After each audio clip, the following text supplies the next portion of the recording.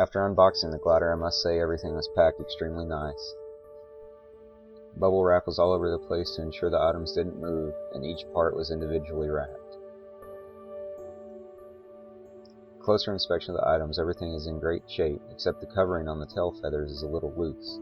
I tried to tighten it using the hair dryer because I don't own a hot air gun yet, and I severely warped the horizontal stabilizer.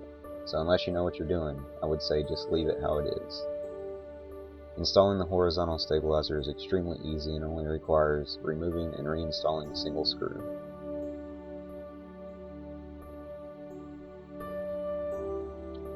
The wing is equally as simple. It slides over 2 machined aluminum posts and attaches using 2 threaded nylon screws.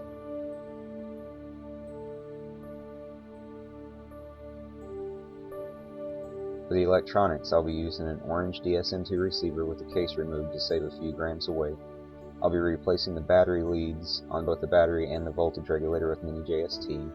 The battery I'm using is a Turnigy Nanotech 300 mA single cell and a Hobbyking voltage booster. To make things a little easier to charge, I will be changing out the plugs on the battery. Whenever you do this, only cut 1 lead of the battery at a time to ensure that there are no shorts.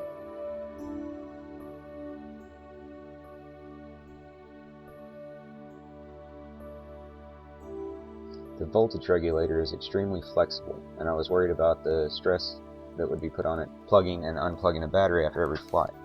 So I simply soldered on a Mini JST connector and shrunk wrapped the connectors over the servo plug.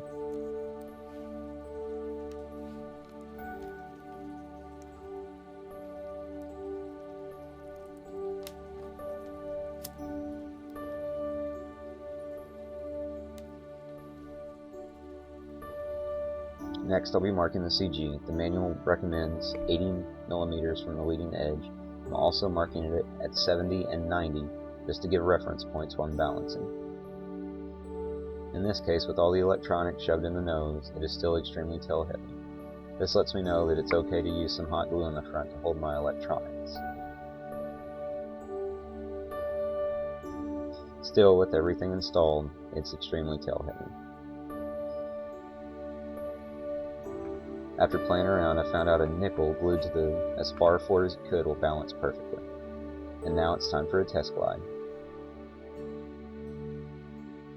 Overall, with no trim, no change to the CG, it flies great.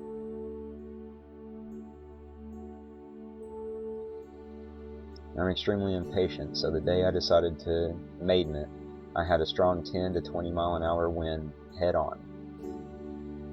Although the hill I'm standing on is only about 8 feet tall, I was able to catch quite a bit of lift coming up the slope.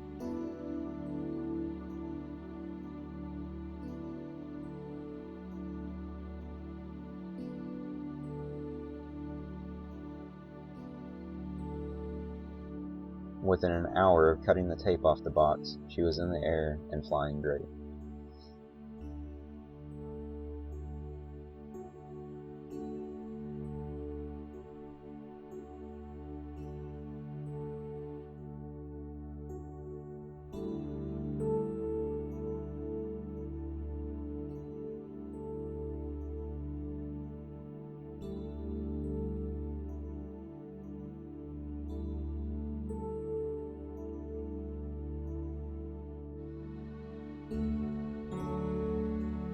I even found myself taking a few extended lunches on my work days just to catch a few quick flights.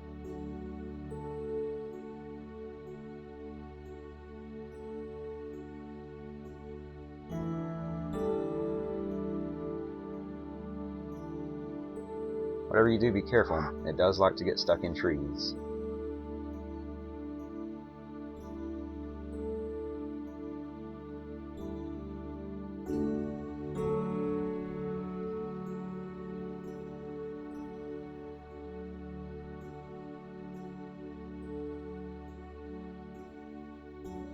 Even after getting stuck in a tree in a not so graceful exit, there was no damage done, and it still flies great.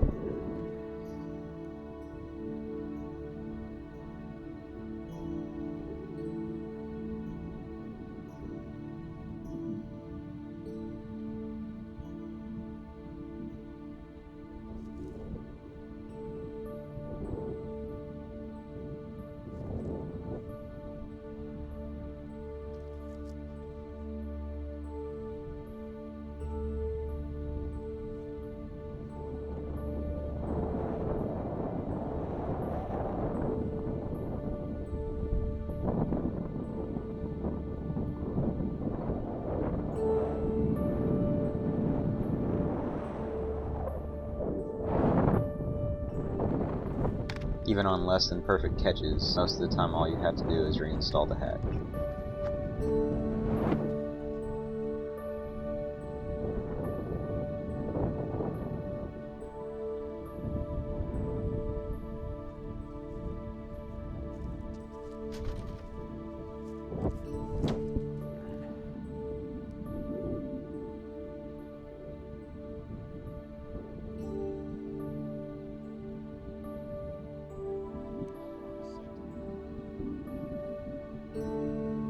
Not exactly sure what happened here, but even after that wonderful landing, the only damage sustained was a small split in the vertical stabilizer, which was easily fixed with a few drops of seal.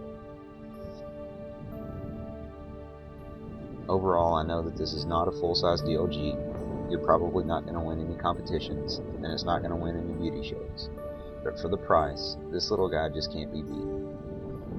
Now take what I'm saying with a grain of salt. I'm not an excellent glider pilot, and this is my first DLG. But for the price and the investment and the time spent setting up, I just can't imagine a better deal.